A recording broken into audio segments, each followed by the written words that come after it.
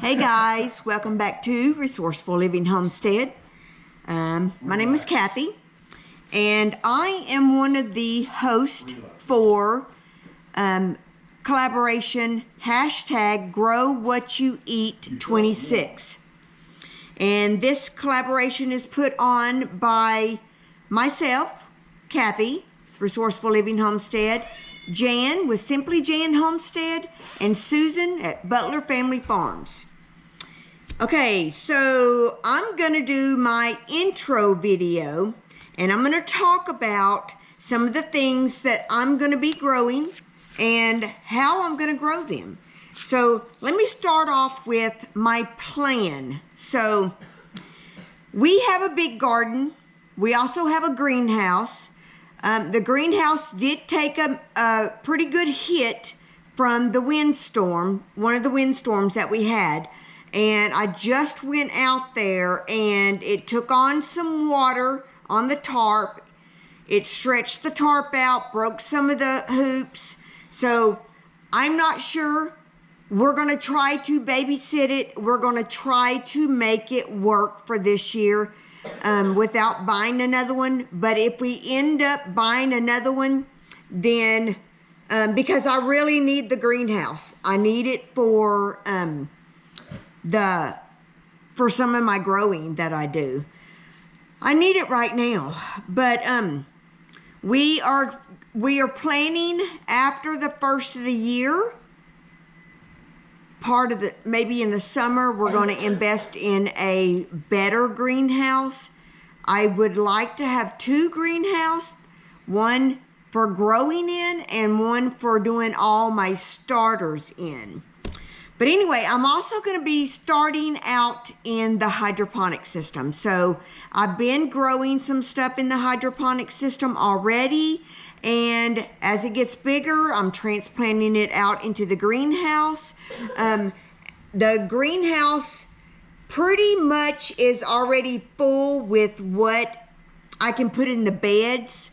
Some of the beds I need to keep them clean for when I'm ready to plant stuff for the spring in there. So I don't want to put stuff in there now and then have to pull that out to do my spring stuff. So what I'm planning to do, start it in the hydroponic, and then as it gets, a couple inches tall, up pot that into a smaller pot, put it out in the greenhouse in the grow tent, and just fill that up with the little pots. And then hopefully by spring, I have all of my stuff started ready for the big garden.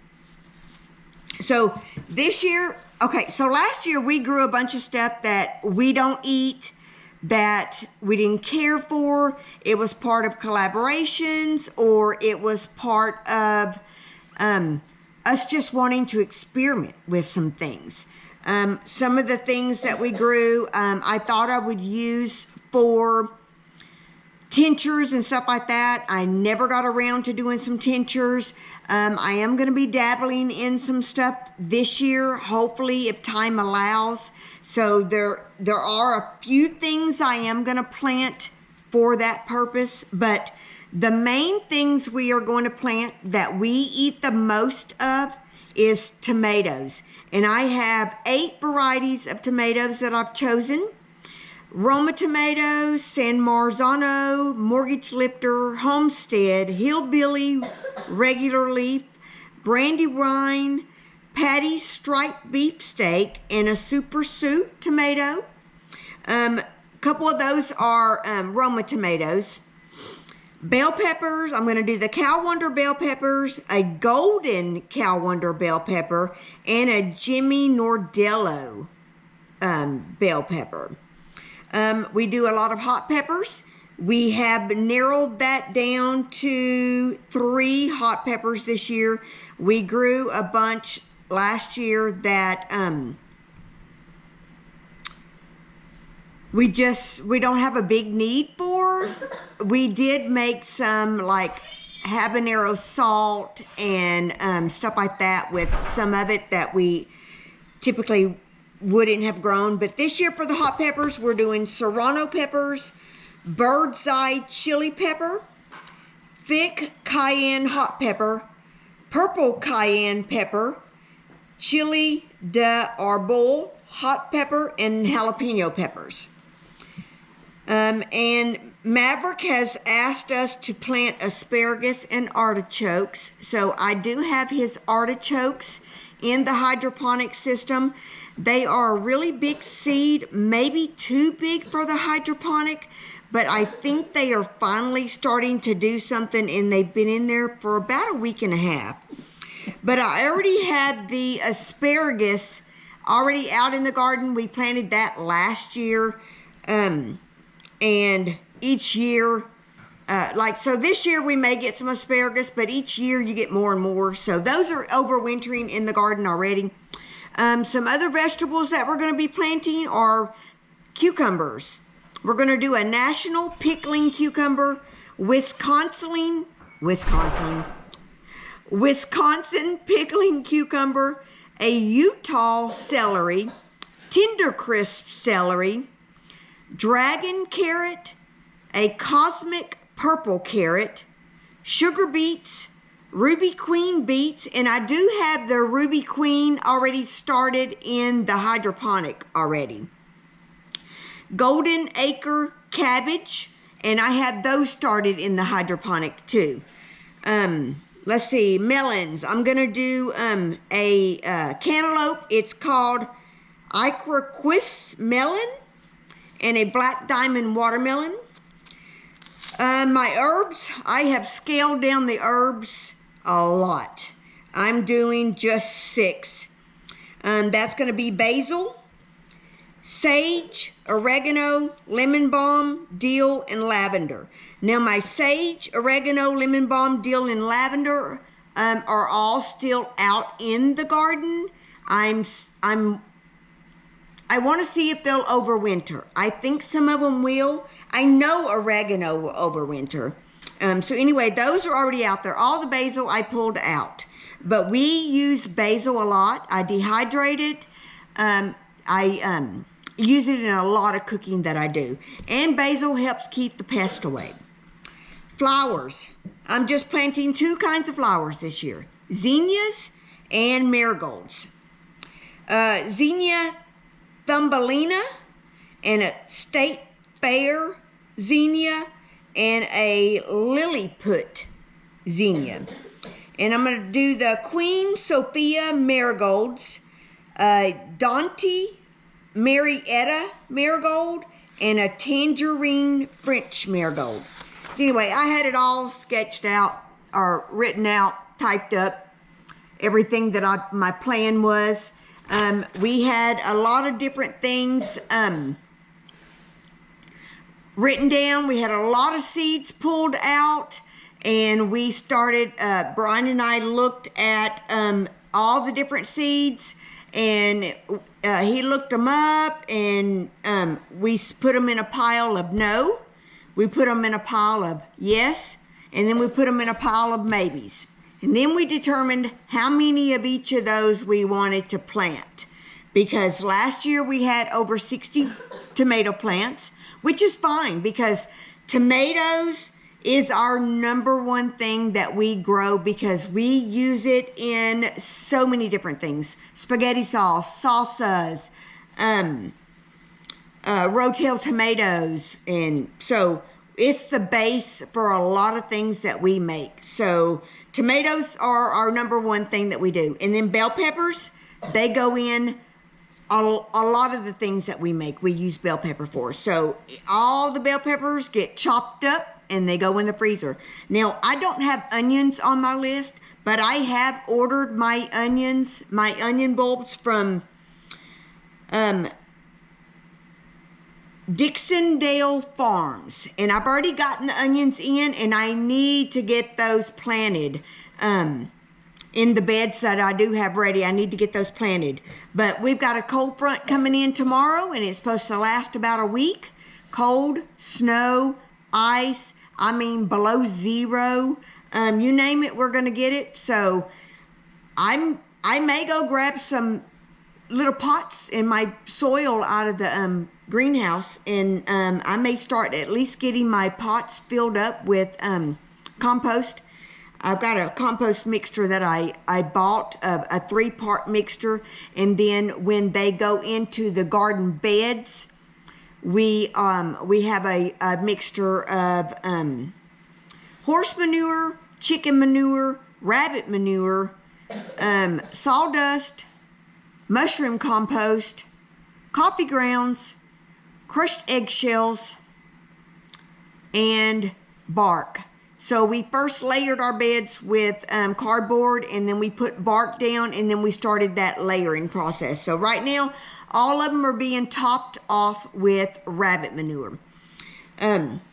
We were going to buy some more mushroom compost because some of the beds the soil has sank in them, and we really are going to need more than what we can get from the rabbits, I think, before spring. And if it looks like that, then of the mushroom compost. But right now we're trying not to buy anything. But anyway, I've got, so Brian was in the process of building me a garden shed until he broke his toe. So he's kind of been down. He hasn't been able to build that garden shed. But I have a plan on the outside of the greenhouse. I'm going to put these extra beds out there that I didn't have last year. So I got that all sketched out. I've got my greenhouse is all sketched out on what my plan is, what's going in each bed. Some of the stuff's already in the beds. See, the cabbage is already in there. The lettuce is already in there. The onions are already in there.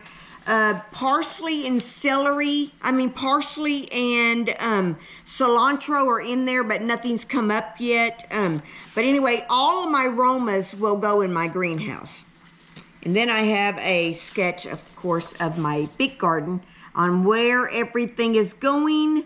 That way, when I pull all of my starter pots out of the grow tent, I will just take them straight out to the garden beds, put my little pots in there. That way I know where I'm planting them.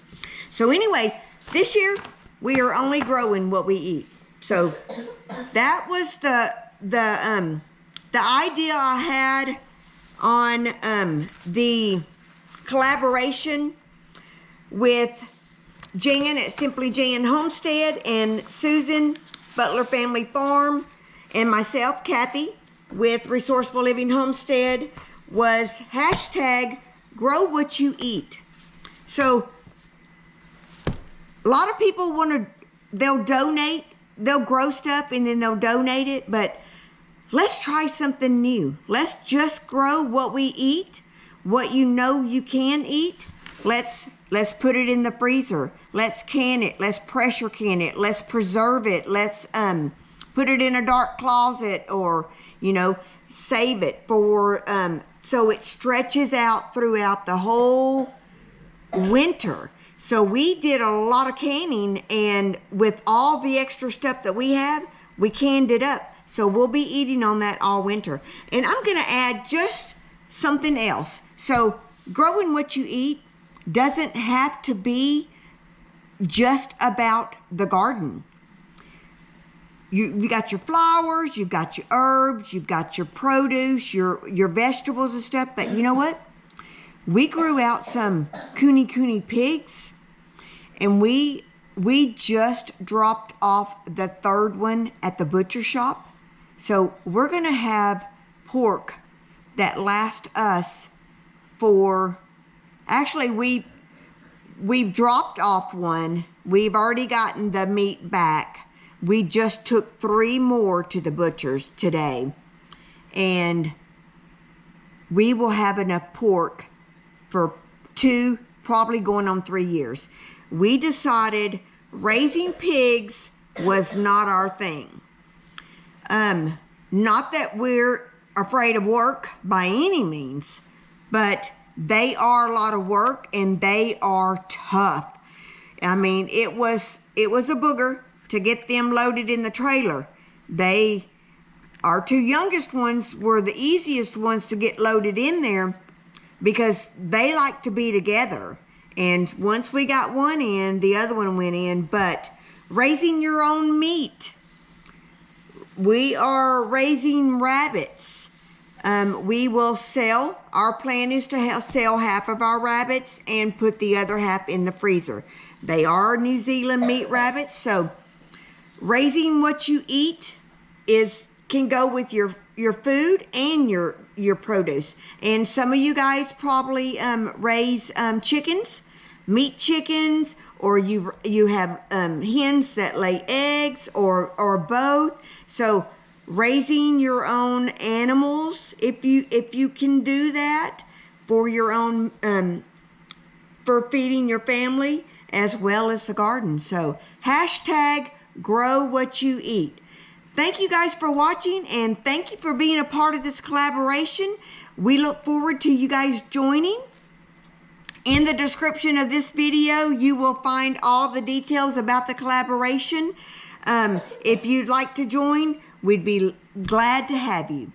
Send us an email. It's in the description of this video. And this is going to wrap up my entry video for hashtag grow what you eat. And we'll see you on the next update.